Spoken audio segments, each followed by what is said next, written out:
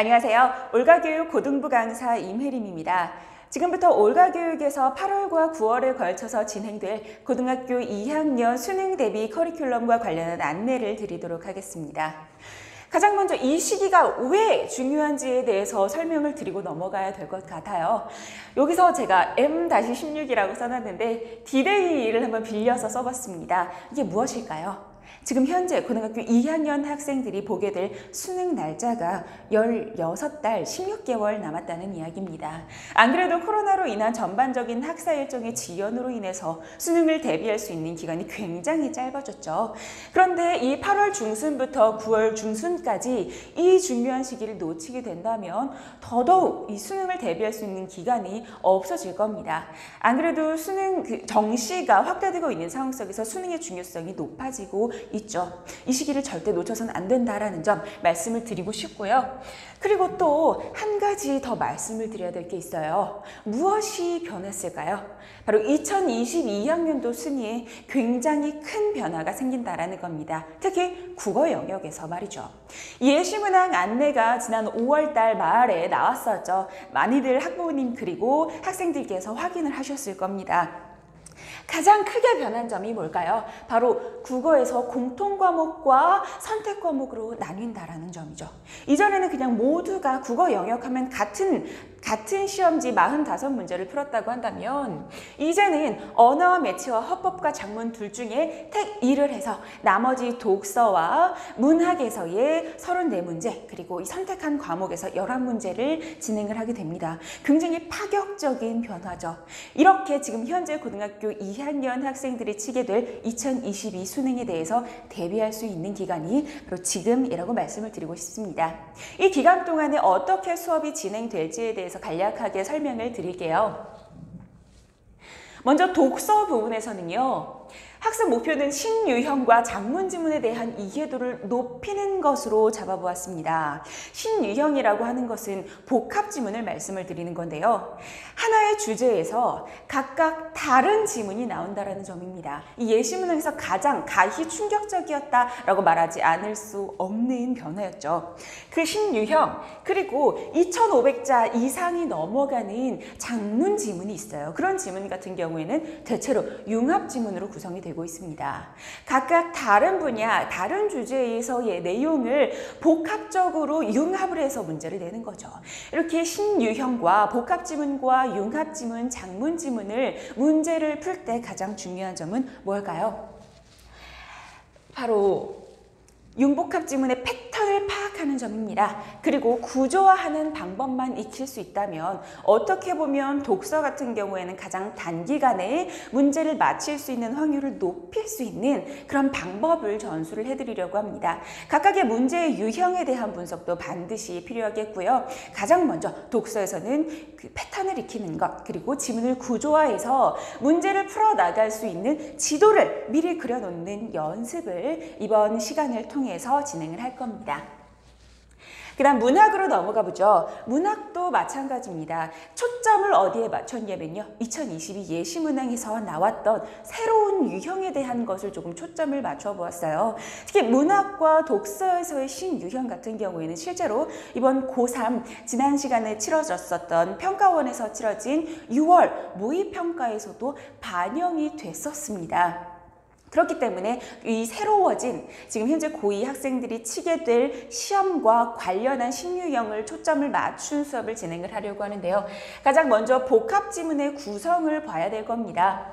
작품을 해석하는 순서와 그리고 문제를 접근하는 방법을 익혀야지만 새로운 문제를 만났을 때, 새로운 유형을 만났을 때 당황하지 않고 풀어나갈 수 있겠죠. 간단하게 새로운 문학에서의 신유형을 좀 설명을 드리면 비평문의 비중이 높아졌습니다. 문학이라고 하면은 제목이 있는 어떤 시나 소설의 그 갈래에 속해 있는 문제를 접해야 됐었는데 이번에 그 예시문항에서도 그렇고요. 비평문의 비중이 높아졌다. 이렇게 볼 수 있는 거는 문학의 비문학화라고도 볼 수 있을 것 같아요. 그리고 조금 각각의 작품에서 이 내재적으로만 접근을 하는 것, 작품 내에서만 해석을 하는 걸 요구하는 게 아니라 각각의 해석을 어떻게 달리할 수 있는가, 외재적으로 접근을 했을 때 어떻게 해석을 할 수 있는가까지 묻는 문제가 출제될 것으로 보입니다. 예시문항에서도 그렇게 되었기 때문에요. 관점에 따라서 달라지는 작품 해석, 그리고 동일한 작품을 이본을 실어 놓는 것, 그런 부분에 대해서 이 학생들이 익숙해질 수 있도록 정리를 하려고 합니다.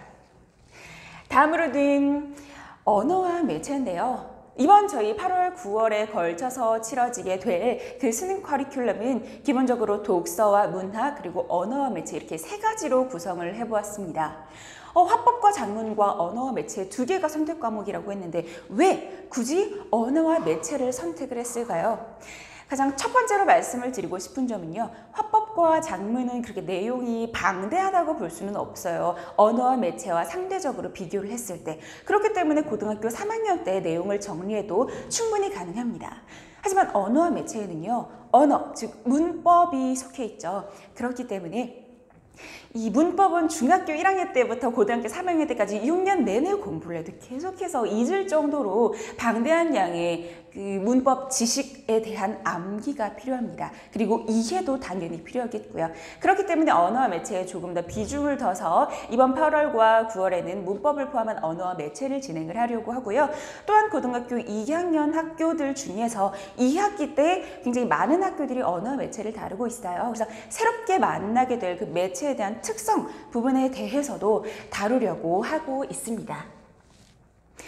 문법의 기본을 반드시 다져야 될 것이고요. 이번에는 품사와 문장 성분 굉장히 많은 내용이 담겨 있기도 하고 항상 학생들이 헷갈려하고 어려워하는 부분이기도 합니다. 하지만 가장 문법의 기초가 되는 부분이죠. 그래서 이 부분에 대해서 다시 한번 복습 겸 이해를 진행을 하겠고요. 그리고 매체 같은 경우에는 일단 낯설죠. 사실 화법과 작문 부분에서 미디어 부분을 떼어놓은 게 매체라고 보시면 되겠는데요.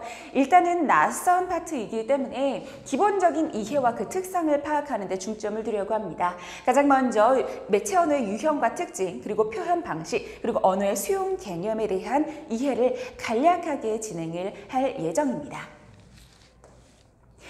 그리고 이 정규 수업을 제외한 나머지에는 어떤 것들을 도와줄 수 있나요? 라는 질문에 대한 답을 드려볼게요. 첫 번째로 과제가 매주 부여가 되는데요. 과제는 주 1회. 수준별 모의고사가 배부가 됩니다. S반과 특목고반 같은 경우에는 고등학교 3학년 수준의 문제가, 그리고 정규반은 고등학교 2학년 수준의 모의고사가 매주 배부가 되겠습니다. 이 숙제에 대한 검사는 굉장히 꼼꼼하게 할 거기 때문에 반드시 이 시간을 통해서 우리 학생들이 수능에 대한 대비를 확실하게 철저하게 할 수 있도록 돕겠습니다. 그 다음으로는 클리닉이 어떻게 진행되는가에 대해서 말씀을 드려볼게요. 가장 기본적으로는 물론 취약 영역에 대한 보완에 대한 학습이 진행이 되어야겠죠. 한 사람 한 사람 개별 클리닉으로 진행이 되기 때문에요. 이 학생이 나는 고전 부분에서, 고전 문학 부분에서 좀 부족해요. 이 학생은 독서 부분에서 경제나 과학 부분에 대한 구조화하는 연습이 좀 부족해 하면은 그 부분에 좀 초점을 맞추어서 각각의 개별 클리닉을 진행할 예정이고요. 그리고 이 시간을 통해서 정규 수업 때 진행하지 못하는 모의고사 과제에 대한 결과의 피드백과 그리고 궁금했던 점, 몰랐던 문제에 대한 질의응답을 진행을 할 겁니다. 그리고 주간 테스트입니다. 이 주간 테스트는 아마 이 올가 교육에서 수능 커리큘럼에 대한 대비 수업을 들었던 친구들이라면 익숙할 거예요. 매주 정규 수업 3시간의 정규 수업이 끝나고 나면 바로 귀가를 하는 게 아니라요. 매주 진행되는 이 주간 테스트에 통과를 해야만 갈 수 있습니다. 아무리 문학 작품에 대한 공부를 열심히 한다고 해도 기본적으로 알아야 되는 문학 어휘를 모른다고 하면 선택지를 해석할 수조차 없겠죠. 그렇기 때문에 문학에 대한 개념어를 이 백인혜지의 문학편 교재를 통해서 진행을 할 거고요. 필수 비문학 어휘와 시조 해석하는 연습, 그리고 사자성어와 관련한 이 부분에 대해서 매주 테스트가 진행이 되기 때문에 조금씩 취약한 부분에 있는 어휘력 부분에서 주간 테스트를 통해서 보완을 할 예정입니다. 이렇게 과제, 그리고 클리닉, 주간 테스트, 그리고 마지막으로 정규 수업이 진행이 포괄적으로 되겠고요. 시간표가 어떻게 진행되는지에 대해서 조금 설명을 드려볼게요. 토요일과 일요일에 정규 수업이 진행이 됩니다. 토요일 2시와 6시 타임에 정규반 이 수업이 있고요. 일요일에는 일요일 오전 10시 그리고 저녁 6시에 S반과 특목반에 대한 수업이, 그리고 일요일 2시부터 5시까지 정규반에 대한 수업이 진행됩니다. 이 중요한 시기를 여러분께서 학부모님들 그리고 우리 학생들이 놓치지 않을 수 있도록, 그리고 그 누구보다도 알차고 꼼꼼하게 보낼 수 있는 시간이 될 수 있도록 최선을 다해 돕겠습니다.